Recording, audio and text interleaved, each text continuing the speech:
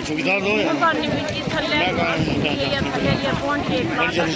देख रहे हैं आप पीछे, ये गफूर खान सनफ अहमदीन का मकान था। ये आसमानी बिजली पड़ने की वजह से बिल्कुल जलकर ख़त्म हो गया है। तो ये अज़मताबाद में ये मकान जो है ये अज़मताबाद में है और ये आसमानी बिजली पड़ने की वजह से ये बिल्कुल ख़त्म हो चुका है, जलकर राख हो चुका है। तो इंतज़ामिया से हमारी ये गुजारिश रहेगी कि ये इनको जितनी हो सके मदद की जाए ताकि ये अपना मकान दोबारा से तामीर कर सकें। ये एक गरीब ख़ानदान से ताल्लुक़ रखते हैं। इनका मकान आप सामने देख सकते हैं, बिल्कुल जलकर ख़त्म हो चुके हैं।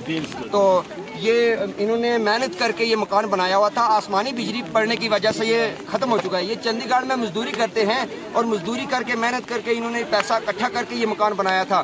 तो अब ये आसमानी बिजली की वजह से ये बिल्कुल ख़त्म हो चुका है। इंतज़ामिया से, एडमिनिस्ट्रेशन से हमारी ये गुजारिश रहेगी कि ये इनको मदद करके इनकी जितनी हो सके मदद की जाए ताकि ये दोबारा से मकान को तामीर कर सकें। आज नगरी तारीख को तो बारिश हुई, करीब 3 बजे ये स्टार्ट हुई है। उसके बाद यहाँ पर एक मोहम्मद गफूर सनफ अहमदीन, उनका मकान ऊपर से बिजली की वजह से जलकर राख हो चुका है। जो गरीब आदमी है इस वक्त मेहनत 12-15 साल से चंडीगढ़ में ये मजदूरी कर रहा है।